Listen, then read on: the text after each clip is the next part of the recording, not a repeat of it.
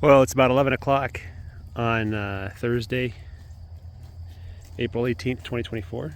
And I noticed this pasture, there's lots of green, but not as much grass. About half of it is this stuff here, which I think I've identified as lesser trefoil, Trefolius dubium. And there's another trefoil that looks pretty similar to it. There's a very similar match, but I think this is not that one. The other one looks more like a clover, has a clover-shaped leaves. This one's the leaves are a little bit more skinny, I guess. I am by no means an expert, but this whole pasture is full of this stuff. It's about half this trefoil stuff. Trefoil? I don't know the pronunciation. But the purpose of trefoil. It's weird to ask, what's the purpose of a plant, right? And, because that implies that there is a purpose to anything. And if there's a purpose to a plant, then there's a purpose to your life. There's philosophical implications there about moral and upright behavior and things like that. But anyway, it seems to be, and I haven't really been able to look into it much because the internet reception here is not good. But the few notes that I saw is that it's a revegetator, and it's also a forage. So I guess the cows eat it, and I guess it helps restore the soil and the balance and all that kind of stuff, which, good reasons to keep something around, right?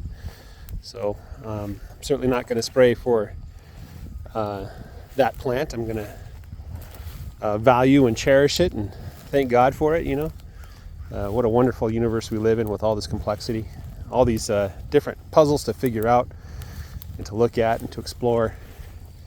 The miracle of life being one of the biggest puzzles of all. What is life? Can we even define it? If we can't define it, if we can't measure it, we can't study it, can we? Anyway, not to get too philosophical, but down here the grass is this grass here, which I don't know if you can see. This is not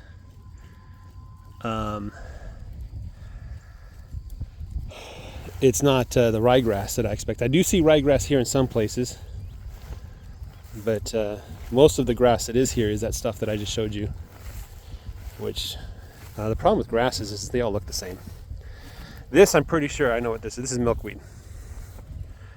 I'm pretty sure that's milkweed. If I snap the stem, there should be a milky resin that comes out. So yeah, there it is. That's milkweed. Yeah. So milkweed is one of those things that people are allergic to. When it starts to bloom, which it's going to bloom any moment here, it will cause a lot of allergies to go off. I wonder if you can make rubber out of that sap, that milky stuff. I wonder if you can extract a polymer from it or something. That'd be interesting. These white flowers, I don't know what they are, but they're pretty. And I noticed the cows, they don't leave a lot behind. I have two questions. Number one is, are they getting enough? And when cows don't leave much behind, that means they're probably not getting much in the way of like filling their belly and overeating. Ideally, I'd like them to eat a little more than they need. Here's some of that ryegrass.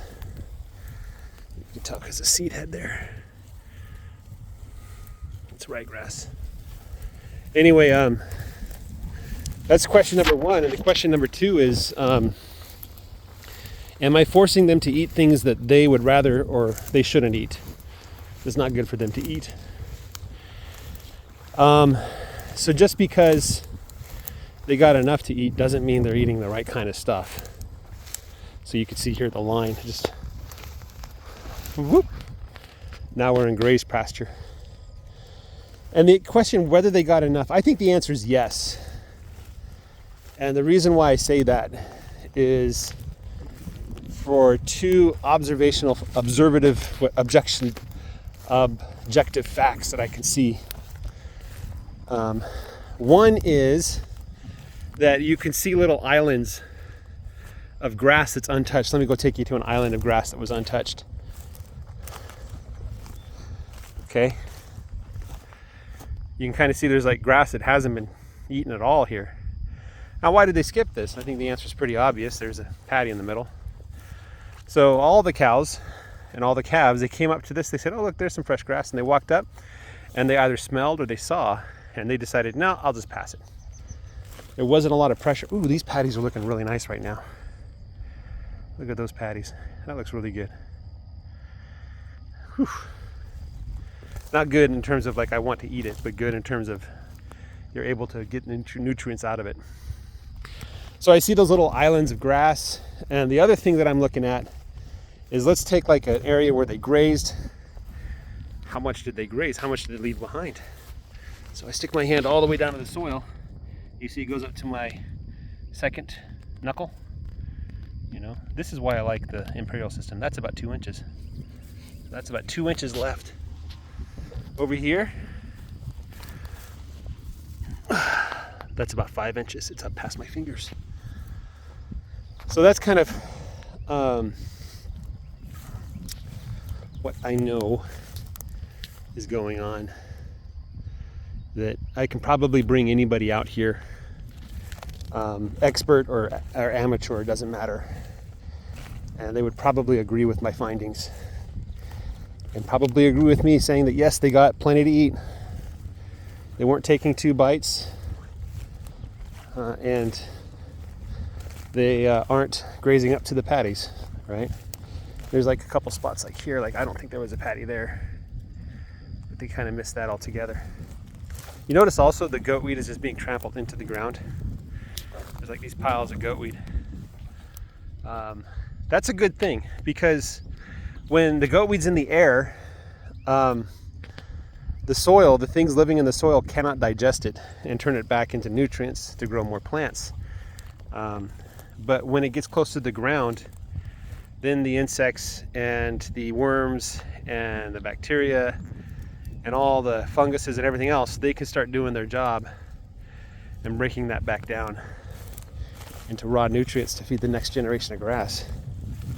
So, am I pushing them too hard? Am I giving them too little grass for the amount of time that I graze them? See, what I really have to do is compare apples to apples. Like I can look at this second area here and say, oh, look at all that grass. And then look here and say, oh, they really ate a ton of grass. But that's not what this looked like before they came here. This is a better representation of what it looked like.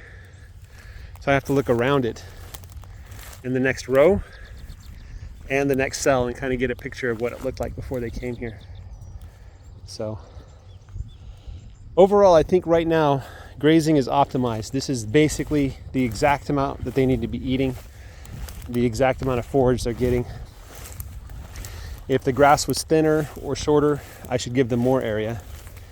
And if the grass is thicker or taller, then I should give them less area. And they'd be perfectly fine and happy. So next row is going to be good, just like this row is. Look at this grass up to my belt, up past my belt. Look at that. Look how tall that is.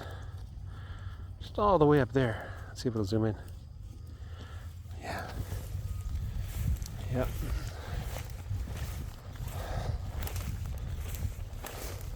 Let's look at the next area, what it's going to look like when they're there.